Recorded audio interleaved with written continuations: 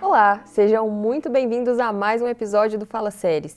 Meu nome é Mariana Marques e hoje o nosso papo é sobre investimentos. Oi, gente, eu sou a Vitória Marcondes e trouxemos dois convidados muito especiais para o nosso programa de hoje. Temos aqui Eziel Oliveira, gerente de monitoramento de investimentos, e Ricardo Geógenes, gerente de investimentos. Gente, sejam muito bem-vindos e obrigada por toparem esse bate-papo. A gente que agradece, obrigado pelo convite. É um prazer a gente estar falando um pouco mais do nosso dia a dia, né, sobre os investimentos das séries e um pouco mais dos detalhes do que a gente tem pensado para a série de futuro. Obrigado pelo convite, pessoal. Acho que é um prazer estar aqui para falar um pouco sobre o nosso processo, né? Um canal tão direto, tão aberto com os nossos participantes e assistidos. Então esperamos trazer um pouco de luz sobre esse tema, que é um tema complexo, mas ao mesmo tempo é um tema importantíssimo para o futuro de milhares de pessoas, né? Ricardo, vamos lá. Quando a gente fala de fiscalização, né? Órgãos públicos têm a controladoria, os bancos têm o Banco Central. E as séries, quem é responsável por fiscalizar? Certo. As séries, ela é muito mais regulada do que muita gente pensa, né? A séries, ela é uma entidade fechada de previdência complementar. Só ali a gente tem a própria Comissão de Valores Imobiliários, né, que é a CNM, que regula a parte de mercado, de investimentos. Tem a CVM, a gente tem o Conselho Nacional de Previdência Complementar, o CNPC. A gente tem a Previc, que é o nosso direto, né, da fiscalização. E, além disso, a gente também tem todos os normativos internos, que tudo isso está dentro de um grande guarda-chuva, que seria os nossos investimentos, né? Então, a gente não tem uma certa flexibilidade de alocações do que a gente entende que pode fazer. A gente tem uns certos limites, né, de concentrações, de alocação, de setores, né, que a gente pode atuar. Então, isso demonstra a solidez de todo o segmento, não só da série, mas de todas as fundações e entidades fechadas também. A série está num contexto, né, numa indústria altamente regulada, como o Ricardo comentou, né? E todo esse arcabouço normativo nos impõe diversos limites, diversas regras muito claras. A indústria é uma indústria que ela se fortaleceu nos últimos anos, então o regulador normatizou muito bem todo o processo de investimentos, mas a gente precisa entender que não é só a legislação externa, né? Internamente também nós temos diversas normas que nós precisamos cumprir.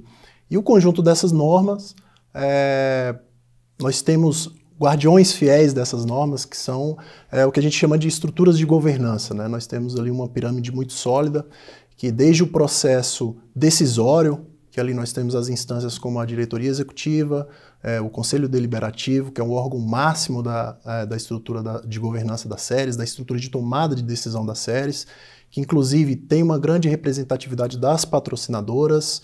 Nós temos membros do Conselho Deliberativo que são eleitos, né, pelos participantes e assistidos. Nós temos também algumas estruturas acessórias, né, que fomentam a discussão sobre a tomada de decisão em investimentos, como, por exemplo, o Comitê de Investimentos, que também tem uma grande representatividade das nossas patrocinadoras. Nós estamos, inclusive, atualmente numa discussão muito forte, até para ampliar essa participação, né?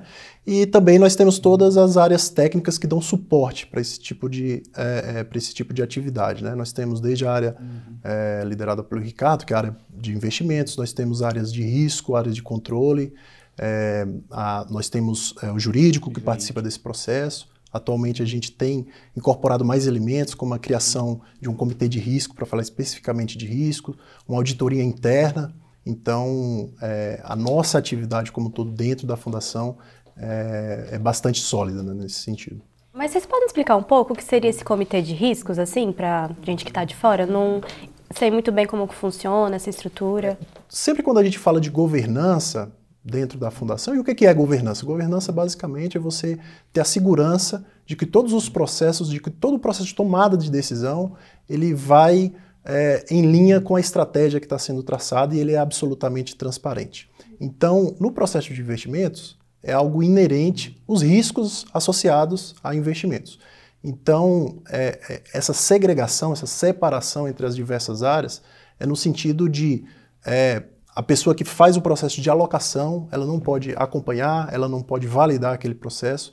Então, a gente faz uma separação muito clara entre os processos de investimento, os processos de monitoramento, de acompanhamento. Então, por exemplo, nós temos duas figuras, que é a figura do comitê de investimentos e a figura do comitê de riscos, que eles, apesar de ambos poderem tratar de investimento, eles tratam o investimento sob diferentes óticas, né? Um olhando mais para a parte mais de retorno, outro para a parte de risco, e aí nós temos uma visão bem macroscópica do processo como um todo. E vai muito na esteira de todo o processo, né? Então, investimentos não fica, vamos dizer, na cabeça de uma só pessoa, né? Tem todo um trâmite, um processo, passa, por mais que inicie na área de investimentos, todo o raciocínio ali por trás do que tem fundamento, mas também passa nas esteiras, igual o Eziel comentou. Tem os comitês, né? Tem as outras áreas que também emitem suas opiniões, e isso tudo acaba que subsidia a diretoria e o comitês, conselho deliberativo, para uma tomada de decisão mais segura, né? E existe algum tipo de interferência externa nesse processo? Bom, não existe, Mariana. Todo o processo, justamente essa estrutura, ela blinda toda essa questão dos investimentos das séries, né? Então, o fato da gente ter toda essa cadeia bem desenhada, com cada etapa de processo, as áreas que estão envolvidas nas análises, isso blinda muito nossos recursos, né? E, inclusive, isso a gente tem um selo externo, de uma opinião de terceiros, né? Validando toda essa nossa estrutura, né? Que é o selo de governança dos investimentos. Então, isso dá muito mais suporte para os participantes, tranquilidade de que o recurso que está aqui, a gente não tem interferência nenhuma externa. Mas, gente, o que seria então esse selo? Como que se conquista isso? Quem valida? Como é que funciona? Há uma banca examinadora, né, composta por membros da ABRAP, que é a associação das entidades, tais quais as séries, né?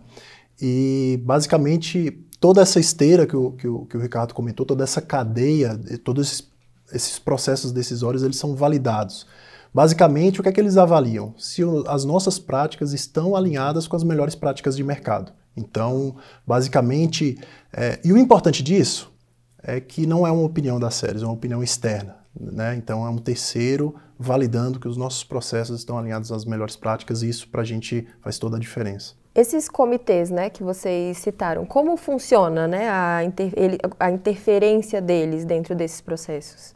A gente chama de comitês acessórios, né? Então, o trabalho deles basicamente é estar, né, nessa cadeia de tomada de decisão e apoiar, por exemplo, a diretoria executiva, o conselho deliberativo, que no final das contas são os efetivos tomadores de decisão, né?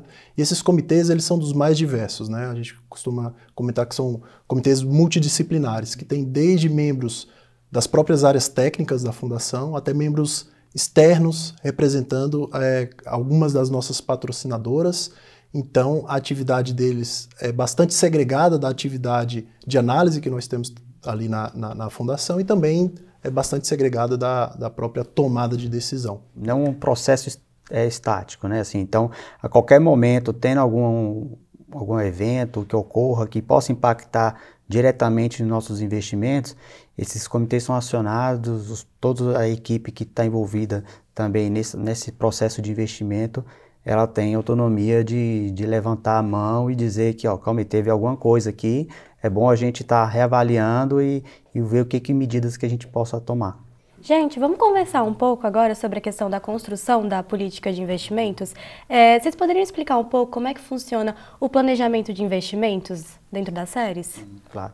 A política de investimentos, ela já é o principal instrumento da área de investimentos, vamos dizer assim, das estruturas dos recursos, né? Então, a gente tem ela é elaborada anualmente, né, revisada também anualmente, com um horizonte de 5 anos. Então, ali é um documento que demonstra todas as nossas diretrizes, o que a gente está pensando de cenário, do que a gente está alocando, do que a gente pensa de risco, está nesse instrumento, está nessa política. Então, ela dá um conforto maior para o participante, né, os assistidos, para entender o que a série está fazendo. Então, é um documento que a gente leva um bom tempo para estar preparando. A gente começa normalmente no segundo semestre, até para aprovação no Conselho Deliberativo. Mas a gente tem um processo que a gente faz todo um estudo de macroalocação, um estudo econômico, um estudo de projeção de fluxo, né, dos ativos, vis-à-vis a nossa necessidade de pagamento dos benefícios, para dar muito mais o conforto e a garantia de que lá na frente, quando a pessoa aposentar, ela vai ter aquele recurso, né? Então, esse estudo ele é feito por ser muito longo prazo, a gente acaba que revisa todo anualmente, porque o cenário muda. Então, a gente sabe que as condições de mercado, o cenário de economia, a gente vê todo dia isso no jornal, acontece um evento, então a gente usa essa revisão a qualquer momento ali no ano a gente pode fazer, mas numa data fixada ali mais ou menos no terceiro trimestre a gente já começa a fazer os estudos. É importante esse aspecto, né? Aspecto da política ser efetivamente a materialização da visão de longo prazo que a gente precisa ter na nossa indústria, né? No nosso horizonte. E também um elemento muito importante que cada plano ele tem uma política específica para ele, porque nesse documento, ou nesses estudos que culminam na elaboração da política, nós temos que prever as características individuais de cada plano. Isso é muito importante, então essa gestão de investimentos nas séries ela é muito em função da massa que a gente chama, né, de participantes e assistidos de cada um dos planos de forma bastante individualizada. Ela é bem segregada, né? Então a gente olha mesmo cada plano de cada forma, individual e a maturidade deles, né? Então a gente tem um trabalho muito mais refinado de cada um, processo, a dinâmica de como a técnica você faz é igual para todo mundo, mas o olhar crítico, o olhar com cuidado, né, que a gente tem do dinheiro de cada participante aqui dentro é de forma bem segmentada. Certo, então cada plano tem uma estratégia diferente, né? Isso inclui também a carteira de investimentos? Como é feita essa decisão, né, de onde vai colocar o dinheiro de cada um dos planos? Certo, a alocação, a estrutura dos investimentos das séries, ela é única para todo mundo, né? O que diferencia é justamente esse perfil de risco, essa especificação que o Zé comentou. Um plano que a gente tem, vamos dizer, uma maturidade maior, que ele pode ter um pouco mais de tolerância ao risco, porque o investimento dele no longo prazo pode ser mais duradouro, então a gente acaba que pode ter parcela um pouco de risco naquele plano. Então, ela tem a estrutura como um todo, igual para todo mundo, mas as alocações, os pesos, vamos dizer assim, de uma classe ou outra, a gente faz isso de forma customizada. Quando você fala que cada plano é de um jeito, né? O que vocês levam em consideração para construir essa estratégia para cada um dos planos? O que a gente acaba olhando de forma individualizada, né, é muito com base no fluxo atuarial. A gente tem uma meta atuarial para cumprir, um índice de referência, que é estabelecida ali com o estudo da área atuarial, e nisso, com base na nossa carteira de ativos, a gente faz essa projeção para combinar esses dois fluxos. No final do dia é a gente ter o recurso para pagar os benefícios para cada participante. Então, cada participante, cada fluxo de um plano, ela é diferente. Então, a gente tem que ter uma alocação diferente. Uns a gente pode ter um pouco mais de risco, outros não. Então, isso a gente acaba fazendo de uma forma mais tática, né, olhando ali de forma individual, para a gente ter o conforto e a segurança do que a gente está prometendo, que é a entrega da aposentadoria no futuro das pessoas. Quais são os tipos de investimentos das séries hoje? A gente hoje atua muito em alguns segmentos, né? A gente tem renda fixa, a gente tem renda variável, tem estruturados, tem as operações com participantes que a gente chama de empréstimos, né? Direto, né? Como se fosse consignado. Isso é direto do participante, que é legal que é também uma modalidade de investimentos, né? Pela legislação. Então isso acaba que o participante capturando um empréstimo com a série, ele está recuperando um investimento para ele mesmo, né? Então ele acaba que contribui nesse sentido também, além das taxas que são muito boas, né? Então hoje a gente tem toda uma estrutura de alocações, também avalia outras oportunidades de investimentos e atento sempre às condições de mercado sobre propostas, sugerir alguma alocação específica. Não, é importante comentar também, né, que essa distribuição dos ativos varia de acordo com o plano, como a gente tem colocado, né? Mas se nós olharmos de um ponto de vista macro, né, consolidado dos investimentos das séries, mais de 80% estão alocados em ativos de renda fixa, né? E mais de 2/3 alocados especificamente em títulos públicos, né? Temos uma parcela também em renda variável, em outros segmentos, como o Ricardo bem colocou, mas como sabidamente a séries é conservadora nos seus investimentos, temos que assumir o menor risco possível, né, nas nossas alocações.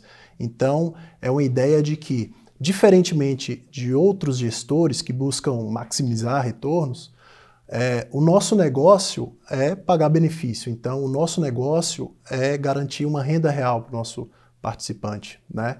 Então, como nós já temos um indicador de o que nós precisamos fazer, onde nós precisamos chegar para garantir esse futuro, então nós não nos damos ao luxo de correr um risco adicional ao estritamente necessário que a gente precisa para alcançar esse objetivo.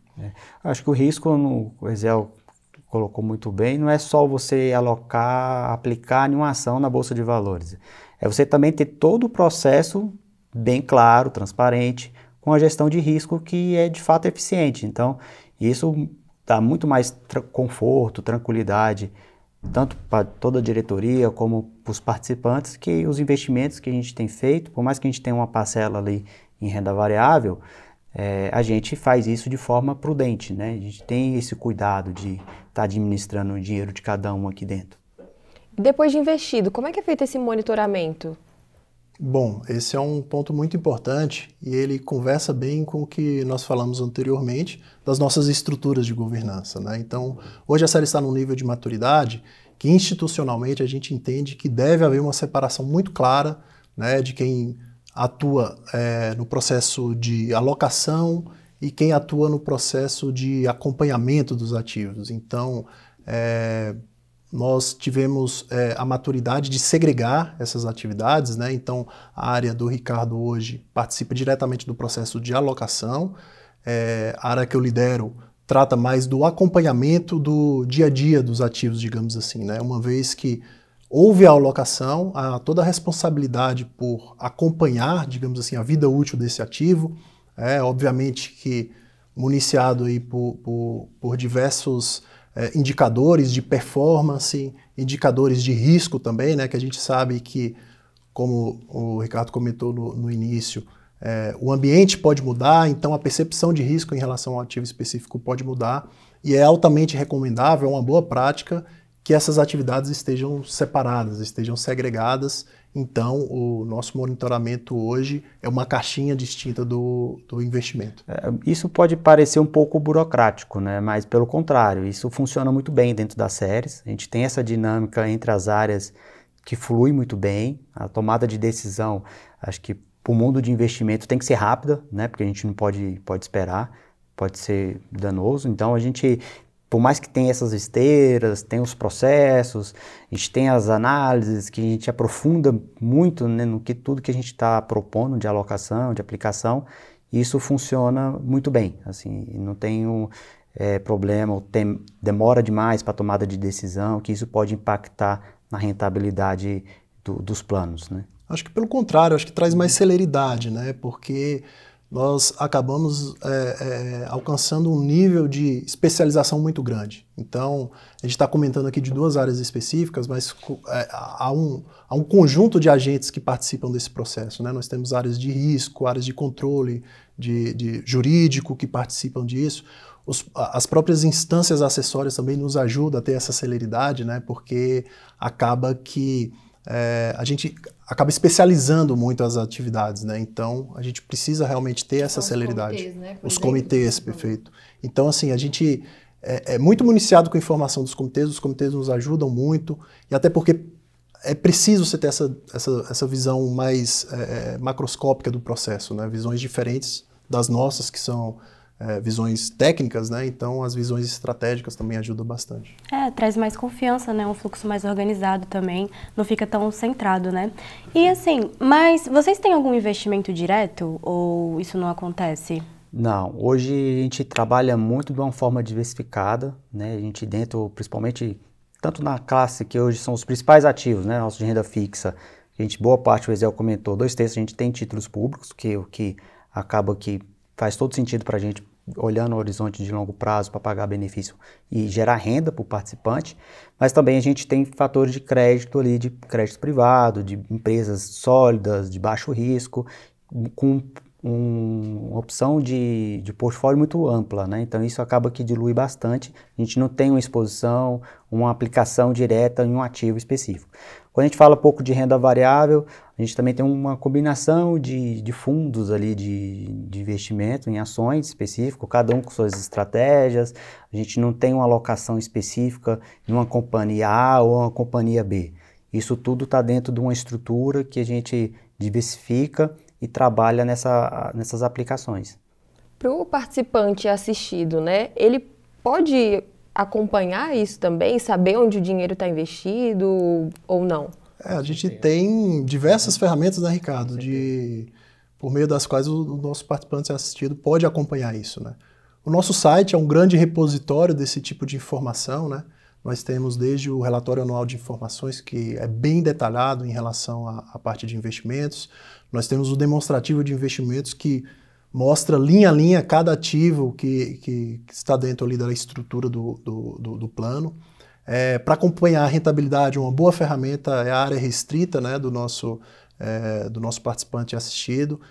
Nós estamos num esforço muito grande de trazer melhorias também para o site, trazer novas ferramentas, né? Nós temos algumas ações aí que estão para sair do forno, né? Que a gente espera divulgar em breve. Nossas redes sociais também estão recheadas de boas informações. E, obviamente, nós temos os canais convencionais, né, de atendimento da Fundação, que, havendo a necessidade de esclarecer um ponto específico, estão sempre abertas, né? Mas hoje a gente tem investido bastante, né? Acho que é um mantra que a gente tem lá diário, de prover cada vez mais informação para o nosso participante, e que essas informações estejam bastante transparentes e de muito fácil acesso, né? Então, essas ferramentas, à medida que a gente vai evoluindo, a gente vai, né, melhorando essa parte de comunicação direta. Acho que a mensagem toda é transparência, né? Acho que é o ponto-chave. A gente tem se esforçado muito para dar o máximo transparência do que a gente tem pensado, do que a gente tem feito, para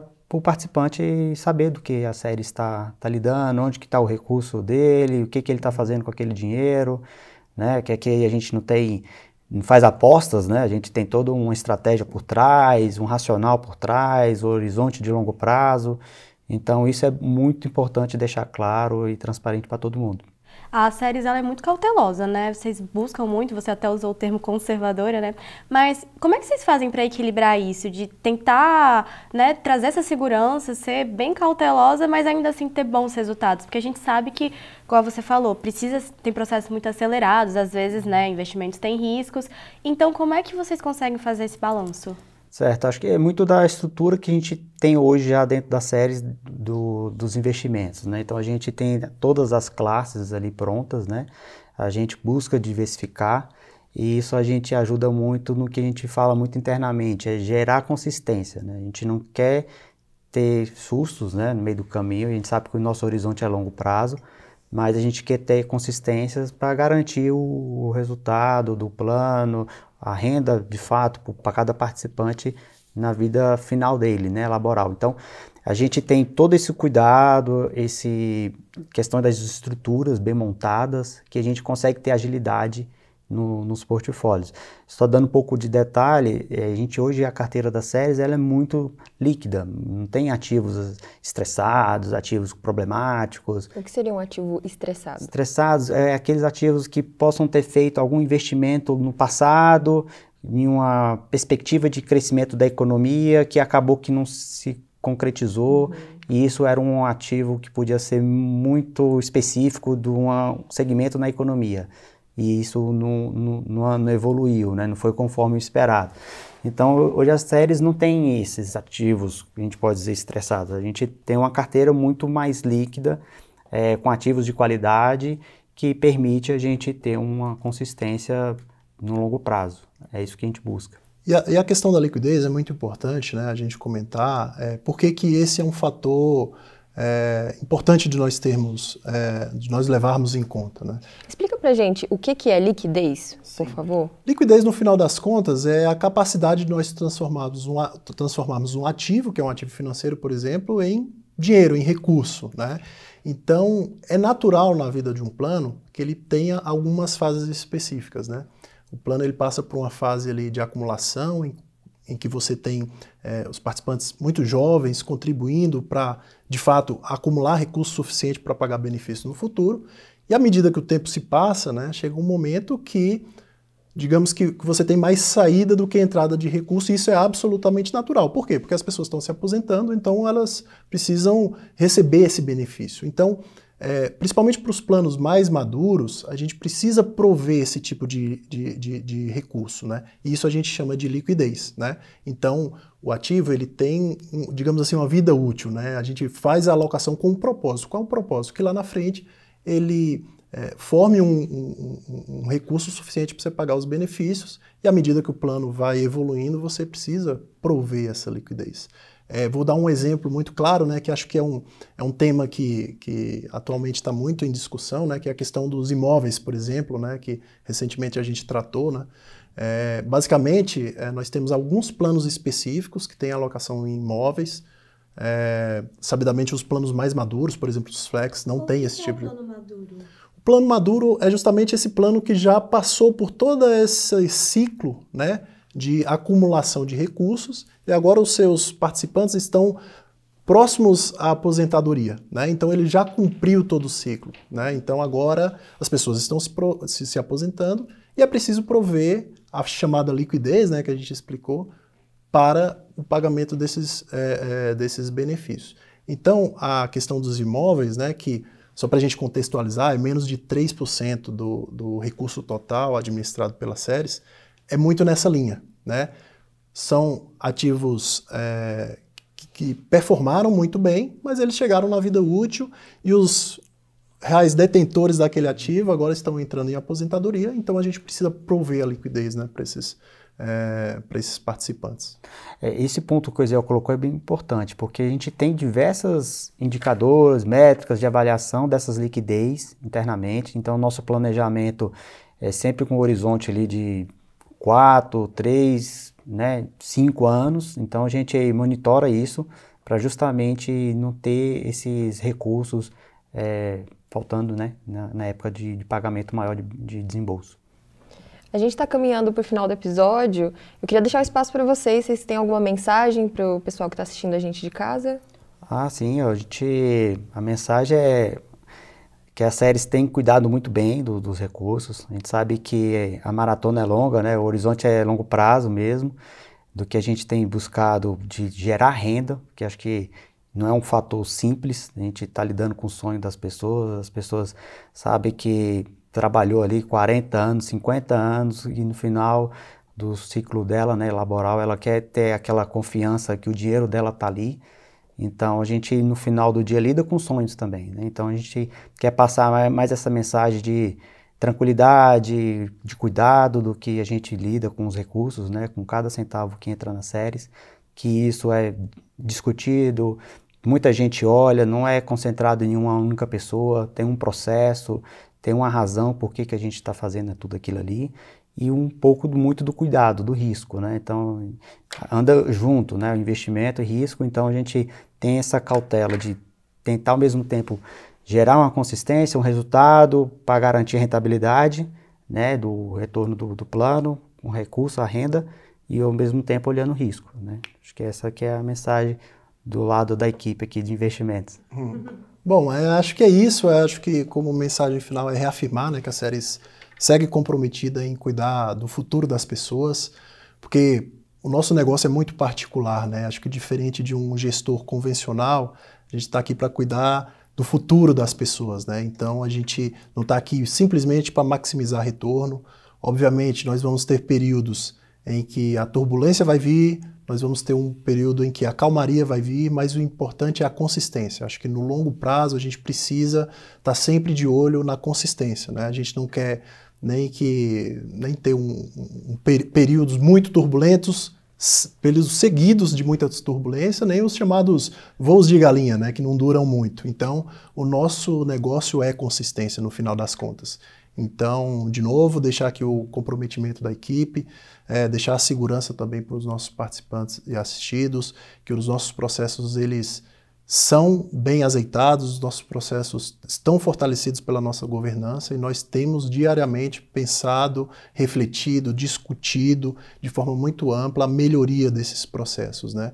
E também deixar o convite para, caso tenha algum tema que não tenha ficado suficientemente claro aqui, os nossos canais estão abertos, né? Então, caso seja necessário, a gente pode aprofundar no nível que for suficiente aqui. Enfim, agradecer o espaço também, né? Acho que é um tema que muitas vezes ele pode ser muito técnico, mas é um tema que as pessoas precisam se interessar por ele, porque é um tema que afeta diretamente a vida das pessoas e a série está muito atenta a isso.